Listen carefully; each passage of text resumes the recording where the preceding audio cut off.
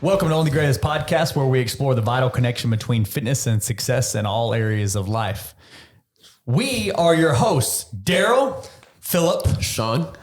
See, you like that? Daryl, Philip, and Sean, and our goal is to help you become the greatest version of yourself, and we do that through two different show types. Every Friday, we'll come to you with a full-length episode that may or may not include a guest.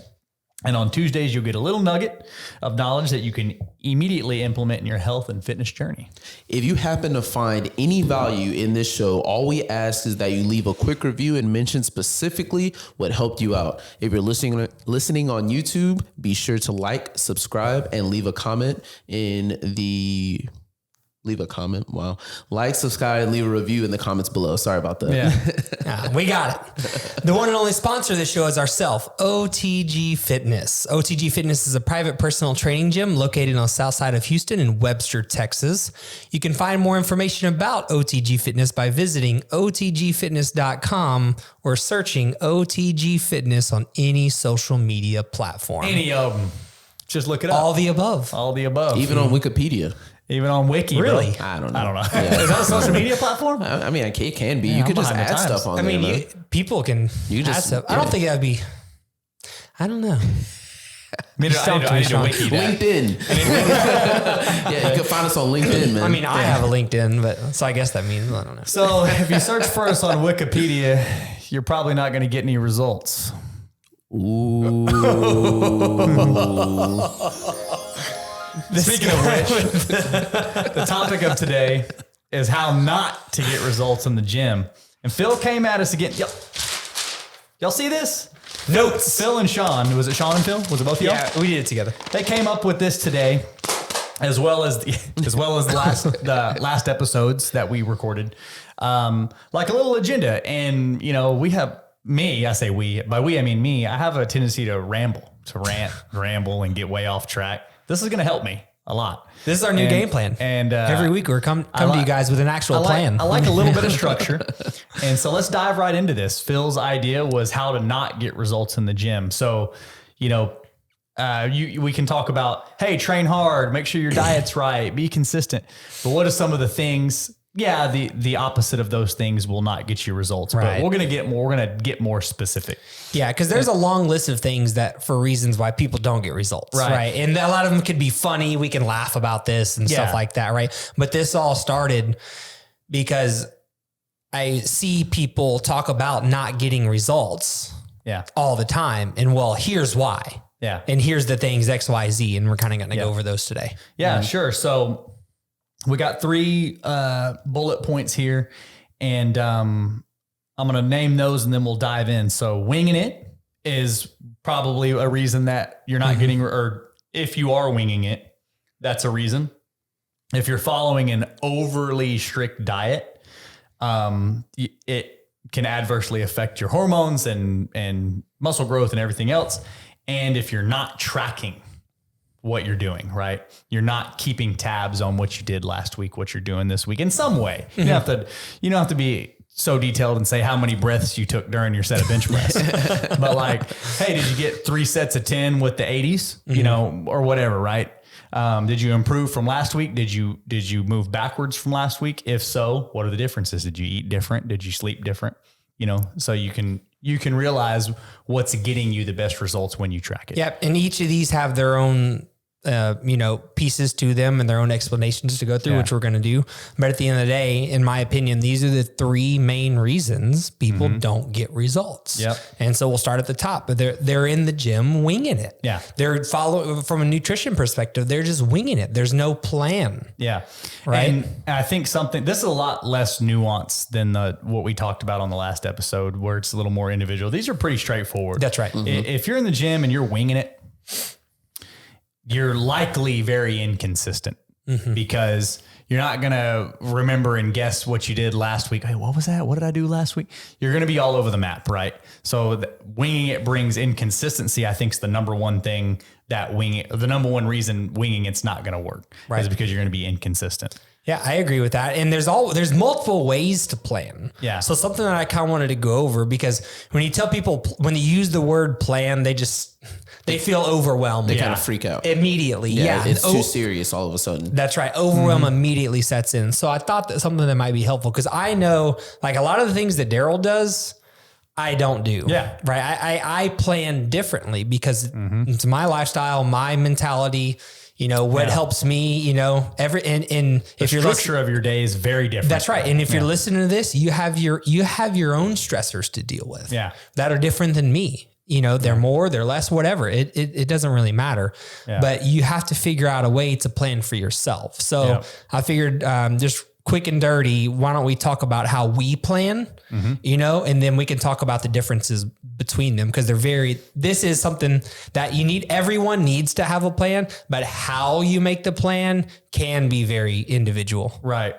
So I guess I'll start off with how I plan. Do a little ring around the rosy, bro. It really comes down to, of course, whether I'm working that day or I'm not. However, if let's say it's just your average day and I'm not working, do I ask myself the same few questions?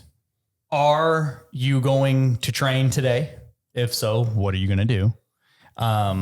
And are you going to hit your macros today, or do you plan on going out to dinner later and maybe splurging a little bit?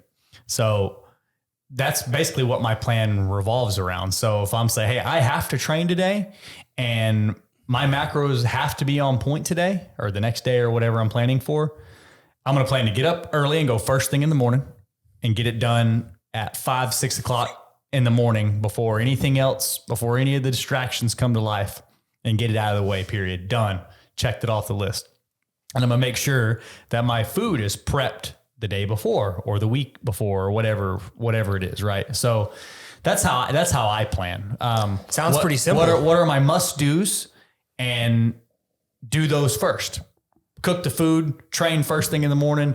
You got the day whooped, man. Yeah. I mean, you're on track. I really like your first two questions. Am I working out today or am I not? Yeah.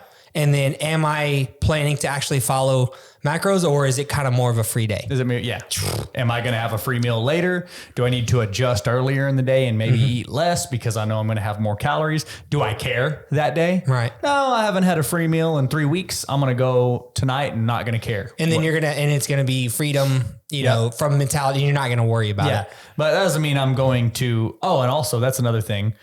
So it goes along with dietary with, am I going to follow my macros today?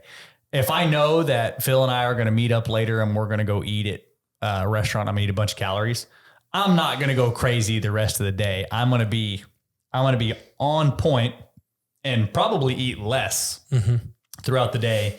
And then I'm going to hit those calories. So just plan around your must-dos and your must-don'ts. Ask yourself those questions the day before, the week before, and get them done. Yeah, I like that a lot.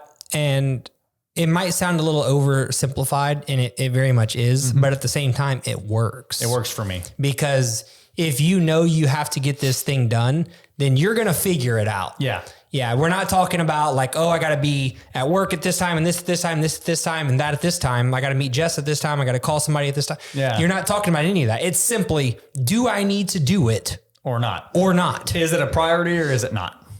And that's it. If it's a priority, bam, do it first thing in the morning. I love it. Do it the day before the meal prep, right? Yeah. My macros are a priority. I'm staying up an extra hour and making sure my food's ready for the next day. I love it. Sean, go. Me, it heavily depends on whether I am going to work or I'm going to be doing a shoot. So, I mean, a shoot day is going to be a totally different day than a work day. I try to kind of go like Daryl, just make sure I am meal prepping and also deciding whether I'm working out that day or not, or if it's going to be a run day or not. I try to decide all that earlier in the day and make those a priority. Push pull legs is like my go-to thing to stay on track.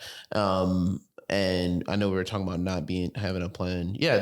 How we plan. Dude, Yeah. I like just blanked out. I was like, oh yeah, we're just talking and just hanging out. Talk about how you plan. Yeah. So just push pull legs is kind of my go-to. So whichever one is on that like little roulette is how it goes. So if you miss a day, then it's not a big deal. You just continue the next day. Yeah, I just go on to the next one. I just continue the next day. And then if it's a shoot day, that's going to be structured a little different.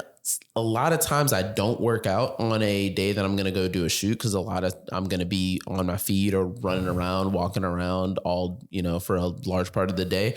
So I don't do that. And then when it comes to eating on those days, my plan is really like, I'm probably not going to eat. I'm not a big breakfast guy. So I'm probably not going to eat. I'll probably have a coffee earlier in the day and then I'll eat something middle of the day. And it's probably free reign. I'm probably just going to grab something just to eat because I'd rather grab something than just not have anything. And then I'm walking around like hangry all day, So it's like, I'm, if I'm close to Shake Shack, I might just sneak in the Shake Shack. I don't know. So it's like, hey man, we're going to do that. Sounds like what I'm hearing is basically what Phil and I said. You figure out what your priorities are and you get those done. And that's really it. There's, that's a simplified version. Yep. Yeah. So I like it a lot. Figure out what your priorities are and make sure you get them done. And that's your plan. You have a plan at that point. You're not winging it.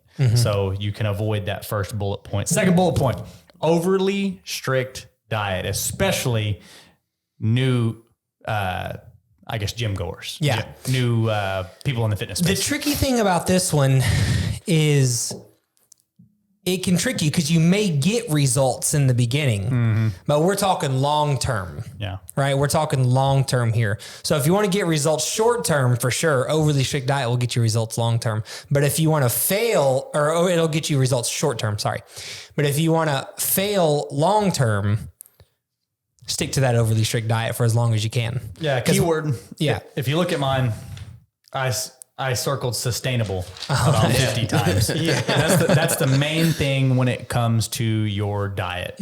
Of course, it's sustainable. I could eat pizza every day. I could sustain that, but you know what I'm saying. Right. Is what Phil's saying is overly calorically strict.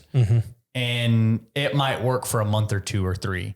But if you do that for a year, your body is going to be, your hormones are going to be all over the place. You're going to have insatiable urges to eat, and you're likely going to, I'm going to use the word relapse. You're going to overeat often because you're starving yourself. You have to be able to sustain what you're doing for an extended period of time to achieve long-term success with your physical fitness journey. Yeah, for sure. It's a marathon, man. It's not a sprint. If you commit to chicken and broccoli every day, 3 days a week, you're not going to make it. Yeah. And like, just to reiterate, you're probably going to get some results short term. Yeah. But in the long run, you're definitely doing yourself a disservice by committing to these hardcore tactics that you hear people talking about. Whether it's like we'll use keto, for example, or long extended periods of fasting.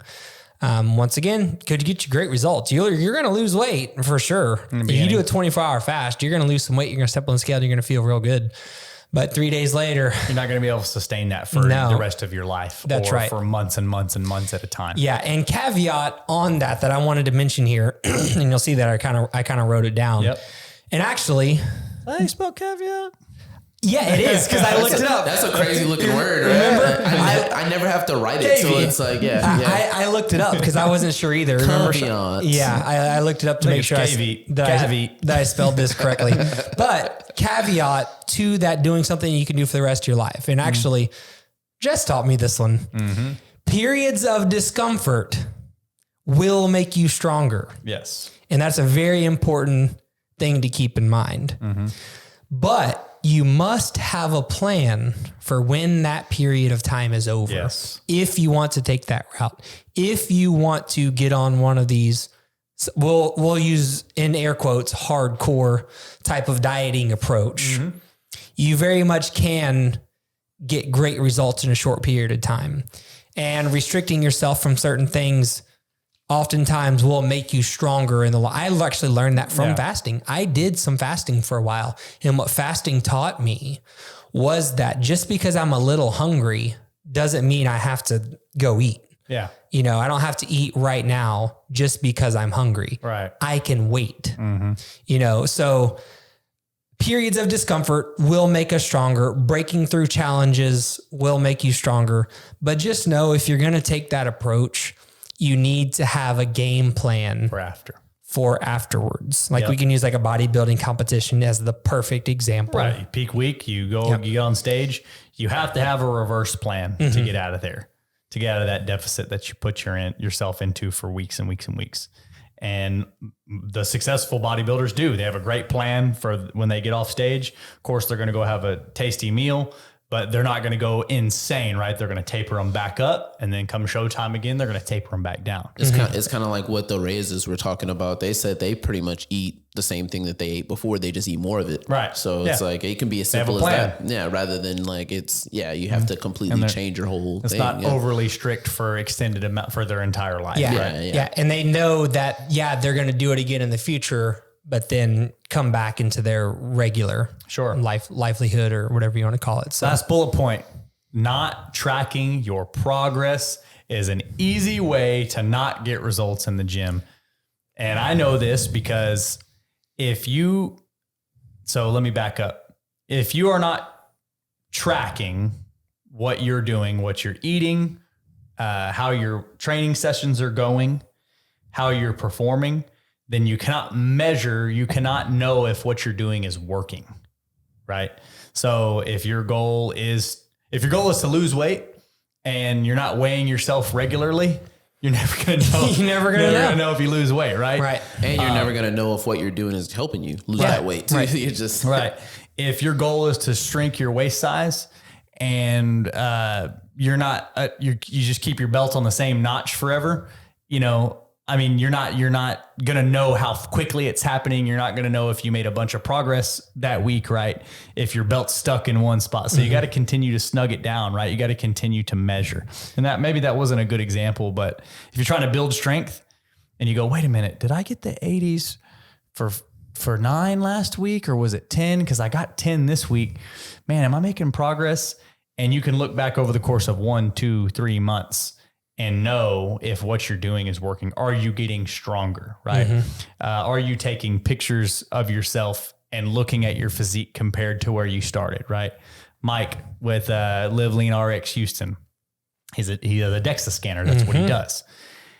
If your goal is to lose body fat and you're not measuring your body fat, you're never going to know if you're losing body fat. Exactly. And I think that's a perfect example. And the other one too was like weighing, like if you want to lose weight, if you say you want to lose weight, but you say you don't want to step on the scale, well, like make up your mind, pick a different measure, pick a different measure, because you have to focus on the things that matter to you and don't worry about what matters to everyone else. Worry about what matters to you, right? If your goal is to lose weight, well, pick a way, whether it's the scale is a good one. Like if you want to lose weight, but maybe you just want to be smaller. Well, now you can go by the way your clothes fit. Yep. You have to use some style of measurement, you know, whether it's writing it down, the way your clothes fit, the way you feel, honestly, is an okay one as well. Yep. But we're talking about tangible things here. Yeah. Right. And because what I always tell everyone is 2 of the biggest motivators are, one is results, getting results. And then the other one is when people tell you about them. It's kind of funny, but it's true. And you don't know if you're getting results, like you said, if you're not keeping track, right? Yeah. So pick the things that matter to you, track them.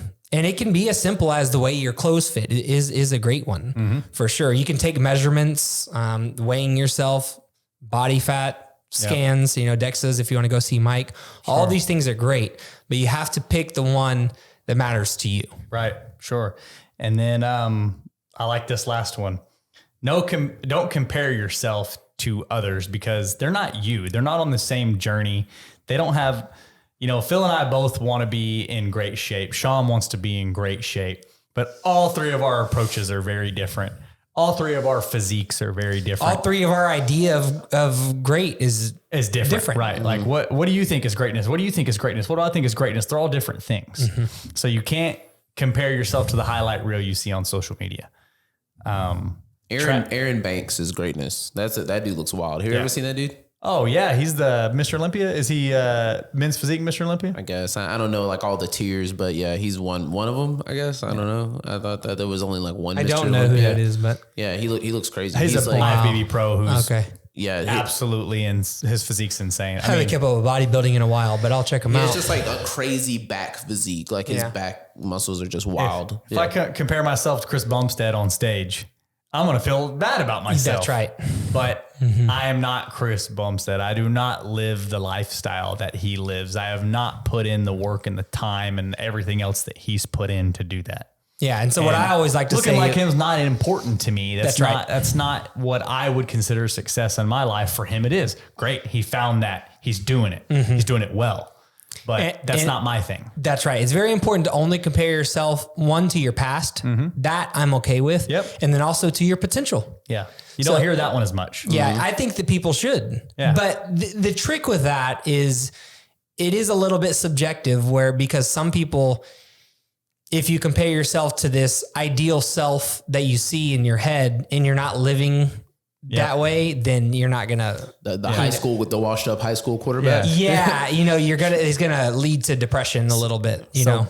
Last one, be better. It's not really a caveat. It's just a blurb Phil put in here. Be better yesterday and work towards being your greatest self today and every day. Right, you do that. And a really good example of saying this in a different way is Andy Frisella, he's somebody who I'm big on listening to. I consume his content quite a bit. Almost every day he posts a gym selfie of himself in the gym and he's fucking jacked and shredded, just so y'all know. And his caption, he'll have a little caption and then below it off to the side, he'll say, better than yesterday, not as good as tomorrow. And he puts a little freight train emoji on there. He's a train. He's coming, right? He's better than yesterday, not as good as tomorrow. Right. And that's what he says every day. And if you can walk into the gym, if you can wake up in the morning better than yesterday, not as good as tomorrow, that trajectory of your life is going to go up. Yep. You're making sure that you're better than your past self. Yep. And you're making sure you're working towards your best self. With that statement, he's comparing himself to both. Yeah, exactly. He's comparing himself to the past. I love that. And he's comparing I've not himself heard to that, but it's funny how these kind of match up. Better than yesterday, not as good as tomorrow. Yep. So make sure that you're measuring against yourself. Yes. Not against someone else that's probably been doing it way longer on Instagram. Yeah. They've been doing it there for 10 years and you've been doing it for 10 days. Yeah. Don't get down on yourself. Say, I'm better than I was yesterday and I'm going to be even better tomorrow. Yep. And once you start tracking, man, it's like, it's wild the amount of like stuff that goes into your food as far as calories and like, sodium, salt, protein, all that. Sure. It's insane. And it's like you kind of have an idea and it's like, if we're going to go with quotes, we got a Dave Ramsey quote. If you don't know your numbers, you don't know your business. So if you don't know your, calories and all that, and you're really trying to go hard on losing weight or gaining weight, or, you're trying to do a long distance run, but you don't track any of these, then you don't know. I think that if you're improving. That goes back to bullet point 1, because here we're talking about tracking progress, and what Sean's talking about is not putting together a plan for your nutrition. Yep. Right. So you got to have a plan, right? Yeah. And last point I'm going to make, we can close this thing out. I think all of these come back to consistency in one way or another, right? The sustainable diet is your diet's going to have to be sustainable and you're going to have to be consistent with it. If you sustain it for a week, doesn't count, right? Don't wing it. If you create a plan, which is the opposite of winging it, you have to follow through. You have to follow through. You have to be consistent with it. You have to do it regularly, often. Tracking progress. If you don't track for a long period of time, you're not gonna be able to compare, which means you're not going to be consistent with it, right? Or you're not going to be consistent with your training style because you're not seeing if what you're doing is working. You're just going to keep switching it up, right? Or not switching it up when you need to switch it up. And that's all I got. I think that covers it. There's many more things that are leading to people not getting results, but it's most likely that all of them will fall into one of these three, in my personal opinion. Yeah, I think one of the big things that's leading to people not getting results too is not re-racking your weights. I just dropped the ball on the joke, but yeah, not re-racking your weights. Not re-racking your weights is re-racking definitely your weights, you lose all man. your gains. Not whacking your weights. We whack your weights every time. See, I didn't re-rack today. Now I can't even talk. You got to make sure you whack your weights. We whack your weights. Guys, be better than you were yesterday and not as good as you're going to be tomorrow. And that's all I got. Let's take this one out, Sean. Yep. Make sure you like, subscribe, comment. Tell everybody you know. Leave a review. Make sure you share it with everyone you know. That's And right. Be consistent. Your dog, your cat. Have a plan. Your mailman. Oh, we forgot to add that. Part of your fitness journey is consistently listen to OTG podcast. There you go. duh. That's the only We'll way end to with do that. it. Last bullet point.